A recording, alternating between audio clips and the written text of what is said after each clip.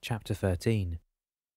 When the three of them had finished their meal, Gustavo said, "Before you told us about your grandmother's story, you said that having to sell your pizza store at a loss was a blessing. What did you mean by that?" Dan pushed his chair back from the table and crossed his legs. "Well, to tell you that, I have to go back a little ways and explain something." "Oh, what's that?" Gustavo asked, turning in his chair to look at Dan. "You remember I told you about Dante?" Dan went on. "Well, after I lost my Domino's pizza because of my head injury, we never saw each other again. It was one of my biggest losses as my best friend. I dedicated so much to recoup from bankruptcy that I lost track of all the people that were special to me.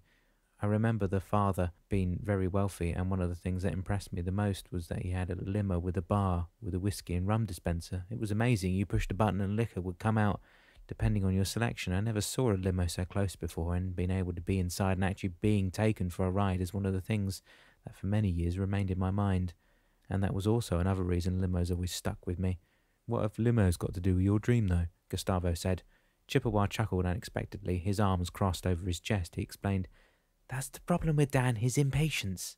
"But that's not impatience, Chippewa, that's a fact. I dreamed to have—" Chippewa held up a hand to stop Dan in his runaway train. "I agree your dreams were to own a limousine, such as your friend's father did, but you will have to need to progress through time before you can reach the accomplishment of the dream, Dan." Dan bent his head, uncrossed his legs, and stayed like that for a moment before he spoke again. "The fact of the matter, Chippewa, is that I don't want to relive that accident. I just can't go through that again. I've been through it twice now, and I can't go through it again." Dan's tone of voice left no doubt in his companions' minds that he was adamant about what he said. "You don't have to relive the accident, Dan, such as you didn't have to relive your experiences at Seagate. You only have to witness what happened to you and how the whole thing evolved into what brought you to the door of success some years later." "Is that what you meant by being a blessing in disguise, then?" Gustavo asked again. Dan nodded and lifted his gaze to his friend. "Yes, if it had not happened, I would still own some Domino's franchises, I suppose." "You know that's not true, Dan," Chippewa said, his voice stern. "Why not?" Dan flared. "It was a great business. It had a lot of potential. It had a lot of competition, yes, but so it is with every business. We could have come on top, I'm sure." "Oh, you forget your online ordering system, then?" Dan glared. "No, I'm not forgetting anywhere, Chippewa. I just don't think it's the reason for my closing down the business. Bankruptcy was. My accident killed my chances, and it destroyed a part of me." Seeing that the conversation was returning once again to Dan's accident, Gustavo decided to ask, "What happened to that online ordering? What does that mean anyway?" "Sorry, Gustavo," Dan said.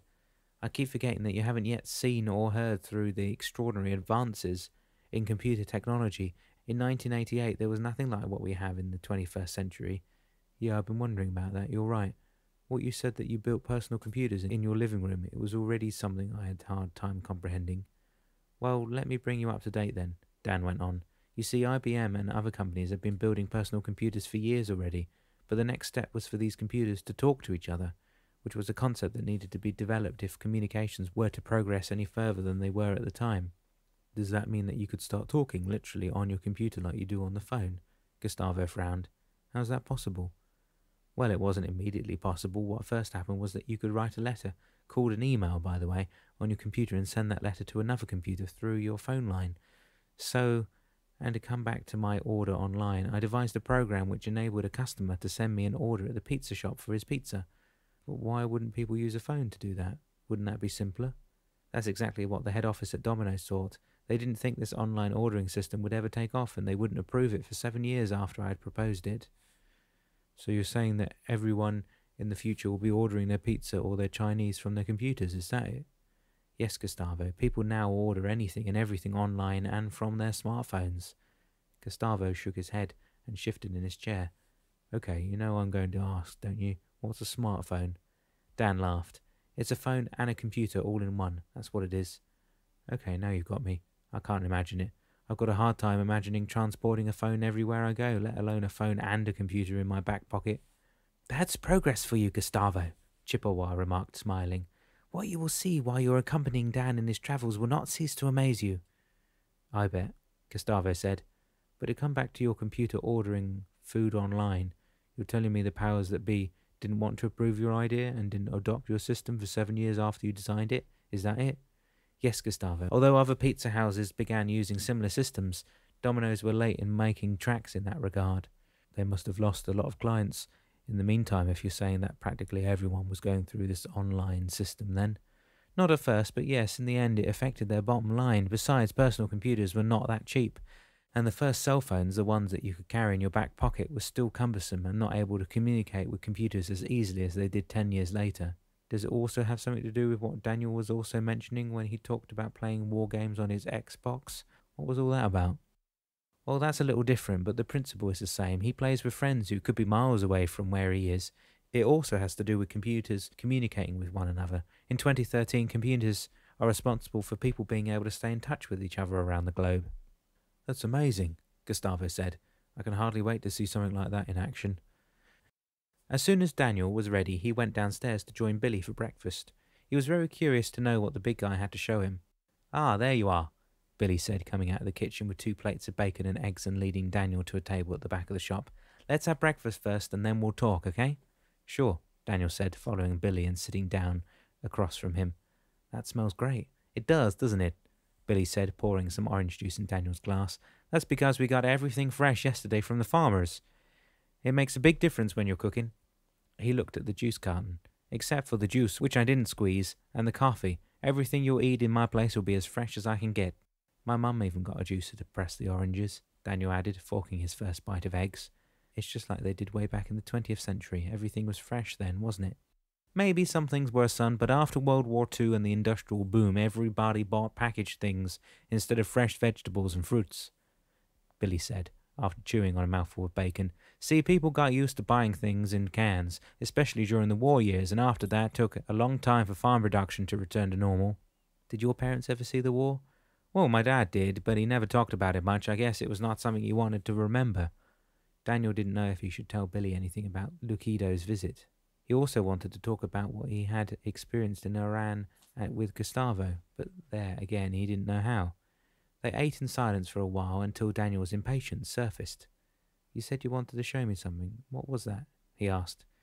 Billy wiped his plate clean with his last piece of toast before he answered. It's an album, a photo album. Oh no, Daniel thought, not a photo album, yet his curiosity was still aroused.